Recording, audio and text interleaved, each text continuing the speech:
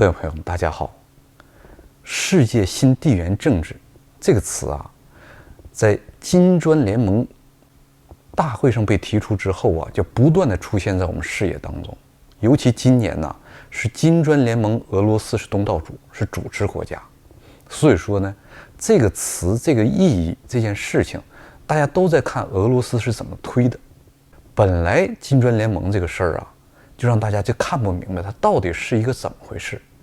在网络上很多大 V 啊，越说越糊涂，一夜之间好像任何阿猫阿狗都懂得地缘政治的，今天对这么大一件事儿，金砖联盟却讲不清楚了，到底是怎么回事儿？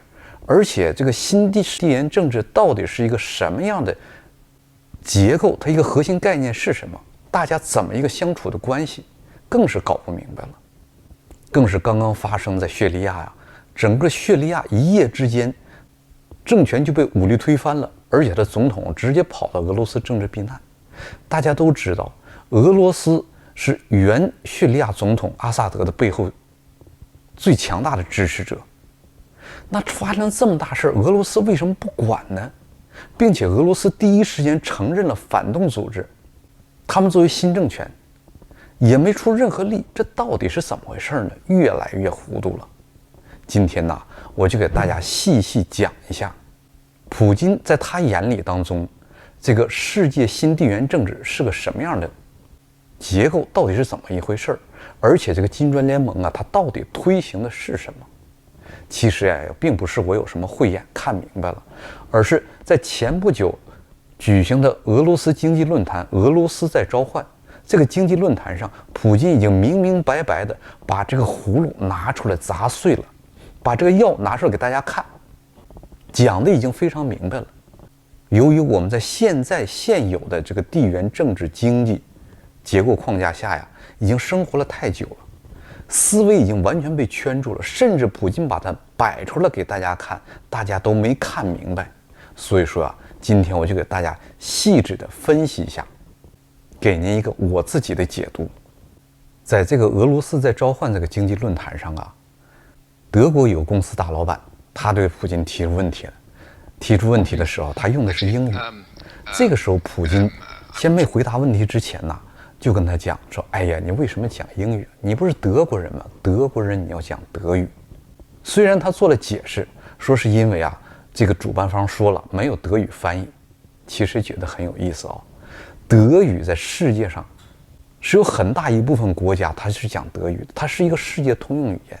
为什么在俄罗斯这次这么庞大的经济论坛上却没给德语翻译呢？我觉得啊，这是主办方主持会的这些人下了小料了。所以普京本人呢，他强调是什么？你德国人就讲德语，讲德语不是要适应这个大会有没有翻译，而是说你一个独立的民族价值观，这个是非常重要的。其实啊，普京不是简简单单就说这么几句话，说对这个人啊，你们德国人要怎么样，这个他埋了一个非常大的伏笔，在后面我跟大家解释，他为什么要把这件事提得这么重要。这个德国的老板他最关心的是什么？因为在俄乌战争之前，德国在俄罗斯的产业非常多，包括 4S 连锁店几乎都是德国人的。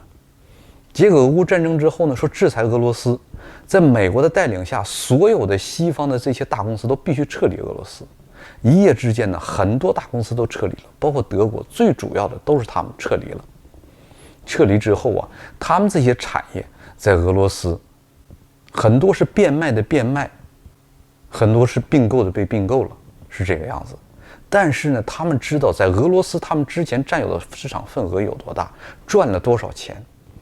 本来等着俄乌战争瞬间就能结束，然后他们回到俄罗斯之后来瓜分俄罗斯。结果呢，俄乌战争2年多了，不但俄罗斯没有任何可以让人感觉到败落的迹象，相反发现这块肉就没了，它的市场份额已经被瓜分了。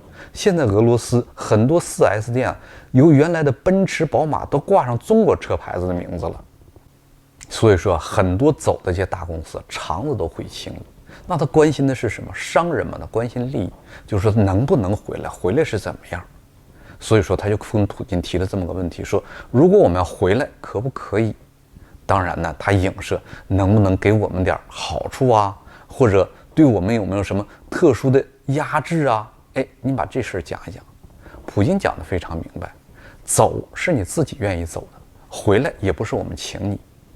但是呢，你回来不会对你有任何特殊的政策，也不会压制你，也不会去请你，也不会给你说哦，原来这个市场份额是你的，你回来了，总有我们老朋友回来，是不是？哎，给你做点什么好处啊，特殊的什么待遇啊？没有，完全没有。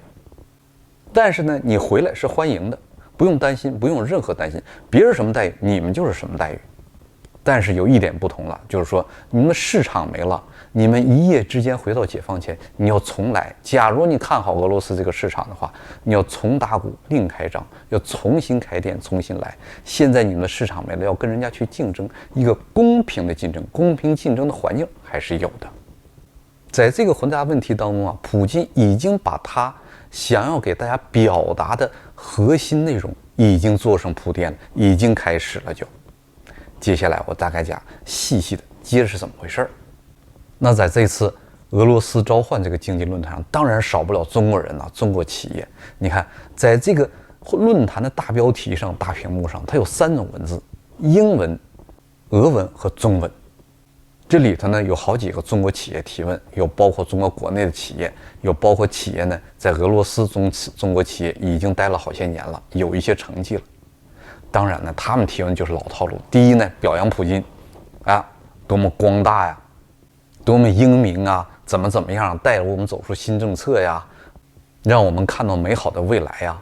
哎，接着来呢，就是夸你的时候呢，也不忘了突出表现出来我们是谁，我们为俄罗斯做了什么贡献了。如果你俄罗斯能给我们什么特殊的好的政策，哎，我给你画个大饼，会是个什么样？我们中国人一听这套路完全都明白，并且不忘的提出来呢，在这次俄乌战争啊，俄罗斯受到西方排挤的时候，中国作为老朋友，作为坚定的后盾，给了多大的支持。但是普京的回答呢，就非常的含蓄，既表扬了中国商人呢，但是拒绝的地方呢，说得非常委婉。普京是怎么讲的？俄罗斯对任何商人、任何国家的商人，包括那些敌对国家，那些敌对国家是他们把俄罗斯当成敌对国家了，俄罗斯没有把他们当成敌对国家。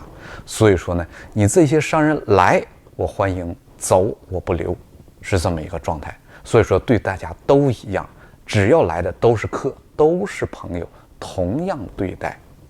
是你们这些人把俄罗斯给划分了，划分到俄乌战争之前、俄乌战争当中、俄乌战争之后，也就是把俄罗斯摆到一个特殊的时间历史过程当中。那对俄罗斯来讲呢，在普京眼里呢，自己的国家态度是什么？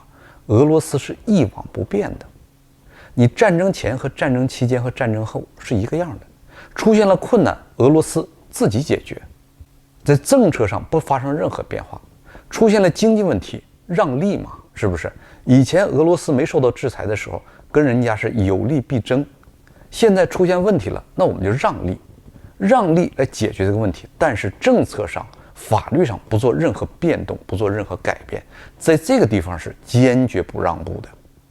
也就是说，你原来的俄罗斯俄乌战争之前什么样，现在什么样，将来还是什么样。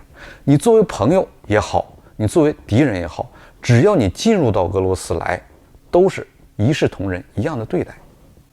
俄罗斯今天能度过这么艰难的难关，是俄罗斯人民自己通过让利，通过各种努力去达到的。说是大力的支持，是支持，但是也不要忘了，你们也都是谋利了，也没有白支持，也是赚得盆满钵满。所以说呀，俄罗斯对所有的人都是一样。所以说，俄罗斯打的一个主要是什么？稳定。这个就是普京把自己的葫芦拿出来砸碎了，把里面的药拿出来给大家看，到底是什么？没变化，你们知道什么样就是什么样，原来什么样，现在什么样，将来还是这个样。但是有人还是不理解，其实啊就是不相信。说会不会有金砖国联盟出现自己的货币去对抗美金呢？不会，普京回答。金砖国联盟它是一个什么联盟呢？它是个松散联盟。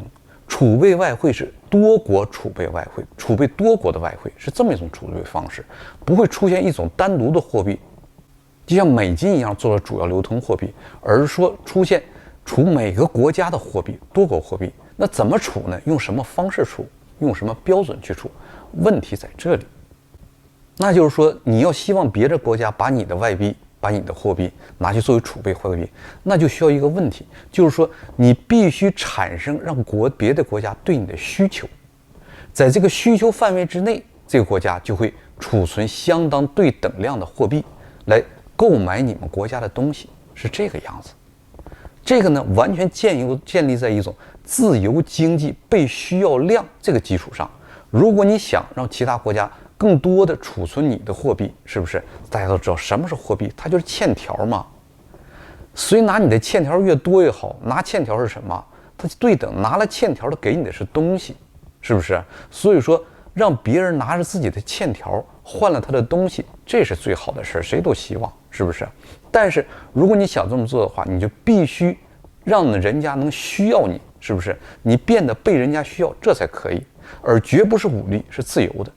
这就侧面解释了一个方式，就是说绝对自由。为什么叙利亚的总统阿萨德被人推翻的时候，俄罗斯没有出手去救的？其实就是这个原因。就是说，俄罗斯主打一个是什么？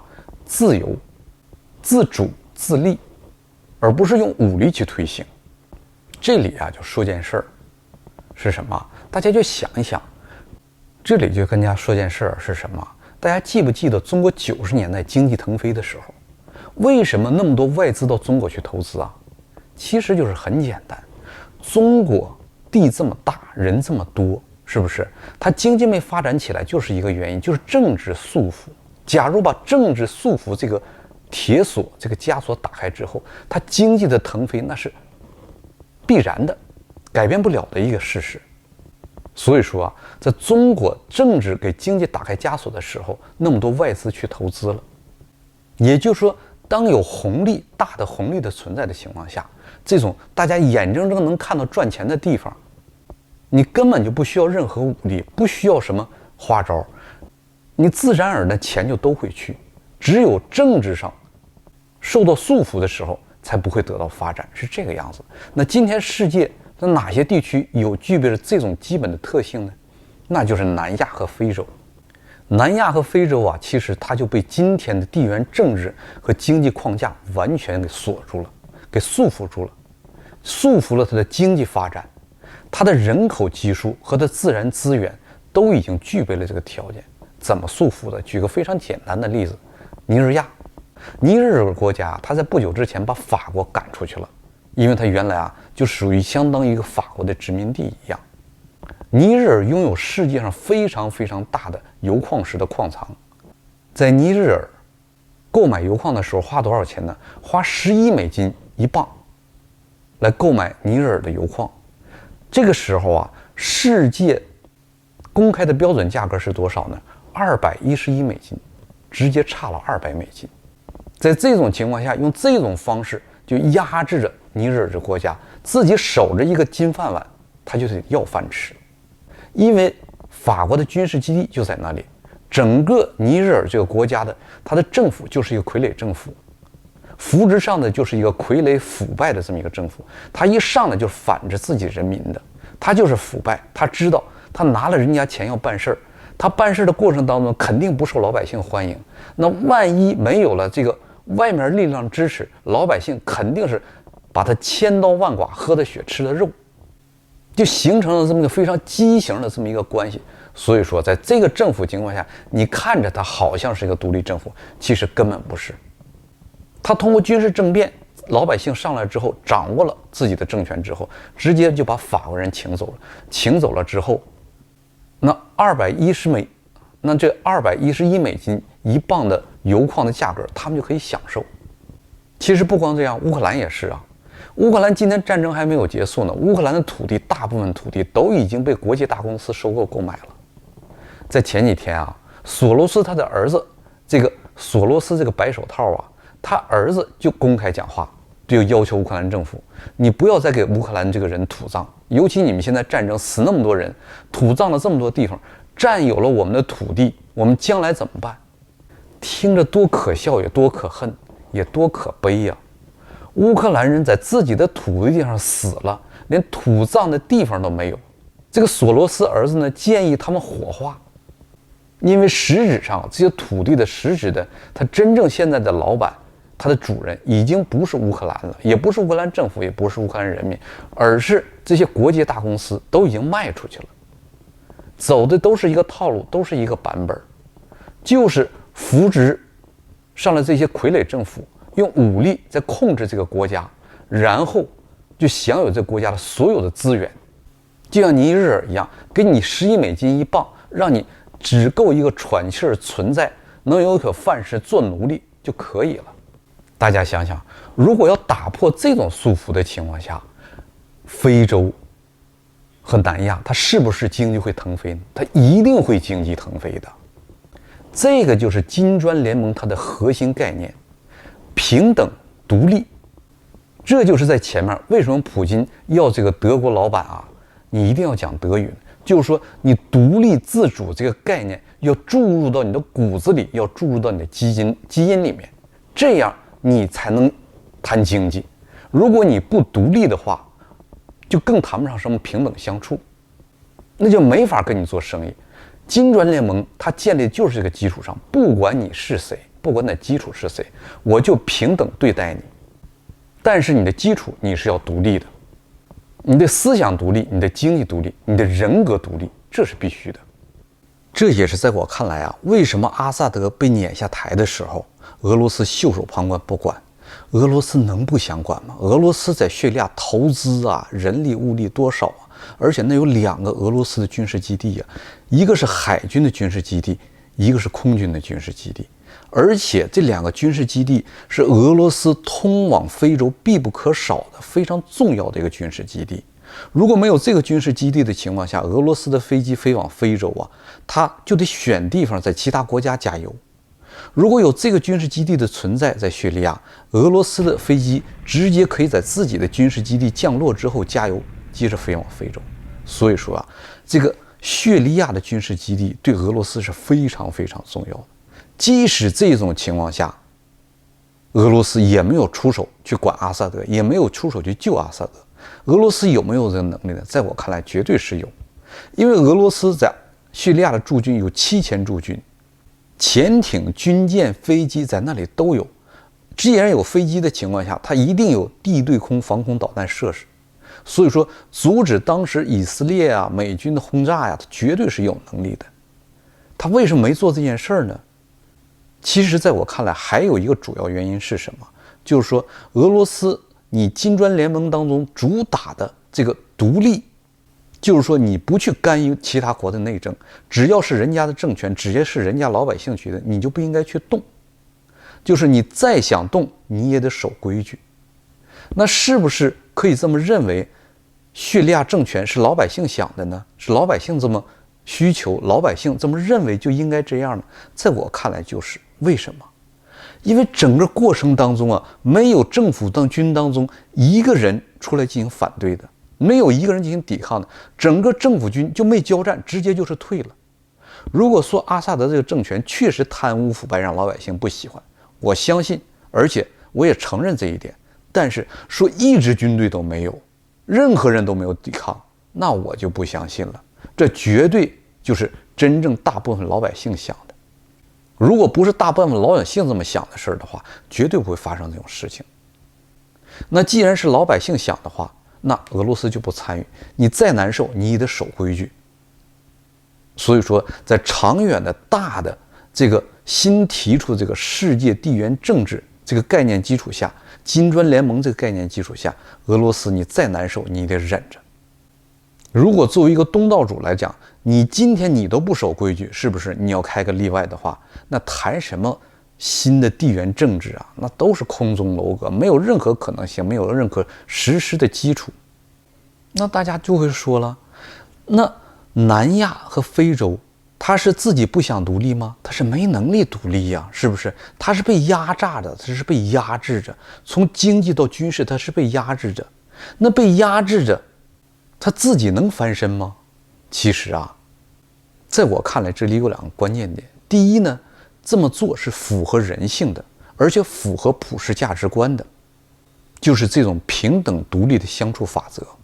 人类啊，在历史上不止一次被暴力笼罩过，也出现过那种日不落国。西班牙也称过日不落国，也就100年到150年，是不是？大英帝国的日不落国，也就是150年到200年这个期间，是因为那个时候啊，世界的武器啊、技术它还是很落后，所以它持续了很久。你看，第2次世界大战，德国纳粹那很牛啊，很厉害啊，不过他也没坚持上5年嘛，是不是？所以说，你用这种反人性、反人类、反普世价值观的这种武力去统治的情况下，它持续不了长久的。今天这个状态，这个地缘政治框架结构啊，它是因为有了经济和外资投资发展这个外衣的存在，所以它才保持了将近70年。但是这种方式啊，它在人类历史长河当中，它都是昙花一现，没有什么生命力。真正只能符合人性、符合普世价值观、符合神寓予我们的相处处事理念，才能真正的长久下去。第2点呢，我认为思想的改变啊，它是真正的改变的力量。那些所谓的物质外在的东西啊，它只能起到一时的，但是它却起不到根本的作用。而且啊，所有的物质可以有量去量的东西，它都是不稳定的。